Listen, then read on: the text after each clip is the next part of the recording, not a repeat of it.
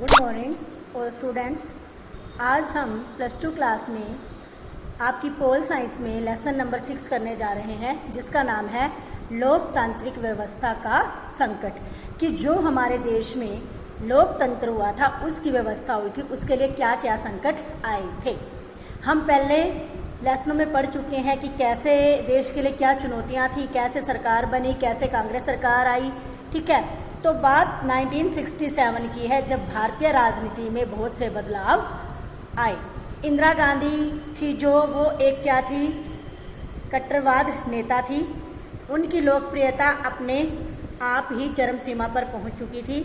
उन्होंने बहुत से ऐसे कार्य किए जिससे लोगों का कल्याण हुआ, लोगों के लिए वो सही साबित हुए। तो अपने जो वो कल्याण के कार्य कर रही थी, लोगों के लिए कार्यक्रम चला रही थी, उन्होंने बहुत अच्छे तरीके से इस्तेमाल किया। ठीक है, तो कांग्रेस को इंदिरा गांधी और उनके जो विरोधियों के बीच जो मतभेद था वो बढ़ चुका था, वो बहुत सारे गहरे हो चुके थे। आर्थिक संदर्भ यानी कि आर्थिक अगर बात की जाए तो 1971 में गरीबी हटाओ का नारा दिया था इंदिरा गांधी जी ने कि देश में से गरीबी हटेगी तभी हमारा देश समृद्ध बनेगा, हमारे देश के लोग तरक्की कर सकते हैं। उनके इस नारे का जो उनके विरोधी दल थे, उन्होंने गरीबी हटाओ की जगह ये कहा कि इंदिरा हटाओ कांग्रेस भगाओ। तो उन्होंने बहुत सारी इन चीज़ों को इंदिरा गांधी के लिए इस्तेमाल किया, उनके नारों को अलग मायने से देखा उन्होंने। तो बहुत सारा मतभेदों के लिए इंदिरा गांधी जी के कई विरोधी दल खड़े हो गए, जिससे बहुत सारे संकट सामने आए। ठीक, गुजरात और बिहार के आंदोलन, उनके जो विरोधी दल थे उन्होंने बहुत सारे आंदोलन शुरू कर दिए थे, छात्रों ने आंदोलन शुरू कर दिए थे। ठीक है, जो सरकारी मुलाजिम थे, जो सरकारी नौकरी पर थे, उन्होंने भी राजनीतिक पार्टियों का सहारा लेकर ये आंदोलन शुरू कर दिए थे। 1974 में मार्च में जो बढ़ गई कीमतें थी, ठीक है, खाद्यान्नों के अभाव थे, बेरोजगारी की समस्या थी, उसके खिलाफ छात्रों ने भी बहुत सारे आंदोलन किए। तो उन्होंने अपने आंदोलन के लिए जयप्रकाश नारायण को बुलावा भेजा। पहले तो वो राजनीति छोड़ चुके थे, लेकिन छात्रों के बार बार आग्रह करने पर उन्होंने उनका समर्थन किया और कांग्रेस पार्टी के विरुद्ध खड़े हो गए। उन्होंने सामाजिक, आर्थिक, राजनीतिक इन सब को एक पूरी की पूरी यानी कि संपूर्ण क्रांति का आह्वान किया। उन्होंने ये कहा कि इस सरकार को इस्तीफा दे देना चाहिए जिसने देश में इतनी बेरोजगारी बढ़ा दी है। अगर न्यायपालिका की बात की जाए तो न्यायपालिका के दौर में भी बहुत सारे संकट मतभेद पैदा हुए। न्यायपालिका के लिए भी उन्होंने कहा कि न्यायाधीशों की नियुक्ति गलत तरीके से हुई है, जो न्यायाधीश हैं उनको हटा दिया जाए, इनकी जगह न्यायाधीश नए आने चाहिए। न्यायपालिका, कार्यपालिका, इनकी जो संख्या इनको बढ़ाया जाए।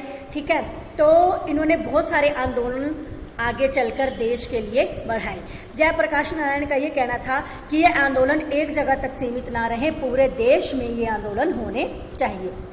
आपातकाल की घोषणा 1975 में उच्च न्यायालय के न्यायाधीश ने आपातकाल की घोषणा कर दी कि अगर उन्होंने कहा कि चुनाव होते हैं तो ठीक है, अगर चुनाव नहीं होते तो हमें आपातकाल घोषित करना पड़ेगा। संकट और सरकार का फैसला, इस संकट को देखते हुए, संघर्ष को देखते हुए सरकार ने यह फैसला लिया। 1975 में एक प्रदर्शन हुआ जिसमें जयप्रकाश नारायण ने इंदिरा गांधी से इस्तीफे की मांग की कि वो या तो इस्तीफा दें। ठीक है, पुलिस और सरकारी कर्मचारियों का आह्वान किया। ठीक, अनैतिक और अवैधानिक आदेशों का पालन ना किया जाए। ठीक है, सरकारी कामकाज के जो ठप हो चुके थे। ठीक, तो सरकार ने इन घटनाओं को देखते हुए आपातकाल की घोषणा की। 25 जून 1975 के दिन सरकार ने घोषणा की कि देश में गड़बड़ी हो रही है, उसकी आशंका को जताते हुए हमें अनुच्छेद 352 यानी कि 352 के अनुसार देश में आपातकाल की घोषणा करनी पड़ेगी। तो इस स्थिति को देखते हुए चुनाव की मांग की गई, चुनाव हुए। ठीक है, जिसमें इंदिरा गांधी यानी कि कांग्रेस सरकार की हार हुई और भाजपा यानी कि भारतीय जनता पार्टी की जीत हुई। लेकिन भारतीय जनता पार्टी ज़्यादा दिन तक ना टिक सकी। तो जो इसके नेता थे या जो इसके साथ देने वाले थे, जो भी, उन्होंने अपनी पार्टी को बदलने की घोषणा की। तो आपातकालीन को देखते हुए इन चुनावों की घोषणा की गई थी। ठीक है, आपातकालीन के दौरान क्या क्या हुआ, सरकार ने बहुत सारा इस चीज़ का वो किया, आह्वान किया, कर्मचारियों पर अनुशासन लागू किया। आपातकालीन को लेकर सबके दृष्टिकोण अलग अलग थे। तो आपातकालीन के सबक यानी कि बहुत से बहुत ज़्यादा दौर पर लोकतांत्रिक नहीं रहा गया था इस देश का, लेकिन उसमें यह भी ध्यान रखा गया कि थोड़ी ही दिनों में कामकाज फिर से लोकतांत्रिक तरीके से होने शुरू हो जाएंगे। आपातकाल के बाद की राजनीति, चुनाव हुए 1977 में जिसमें कांग्रेस की जीत हुई, तो कांग्रेस को फिर देश में आने की इजाज़त मिली। कांग्रेस सरकार फिर अपनी बहाली पर आई। ठीक है, कांग्रेस सरकार की जीत के बाद लोगों ने बहुत जश्न मनाया। जिनके लिए लड़ी वो इंदिरा गांधी, उन लोगों ने जिनके लिए उन्होंने गरीबी हटाओ का नारा दिया, उन लोगों ने बहुत साथ दिया इंदिरा गांधी का। चुनाव में फिर फेरबदल हुए। चुनाव के बाद देश में जनता पार्टी के बाद जनता जब सरकार आई, उसके बाद फिर कांग्रेस का आना विरासत के रूप में। ठीक, तो 1970 में शुरुआती सालों में कांग्रेस की सफलता इस बात पर भी निर्भर रही थी कि उनके जो सामाजिक और विधानिक विभाजन थे उसके आधार पर लोगों को कितना खींच पाई, कितना उनका साथ दिया, ये चीज़ भी देखी गई। तो इस पार्टी का बहुत ज़्यादा समर्थन रहा देश के लिए बहुत कुछ करके गई कांग्रेस सरकार।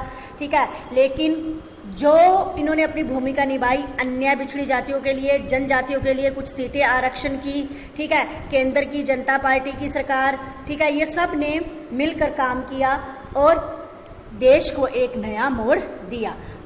ये आपका लेसन है बेटा, इसको अच्छी तरह राइट और करना है और इसके क्वेश्चन आंसर भी राइट और लर्न करने हैं। धन्यवाद।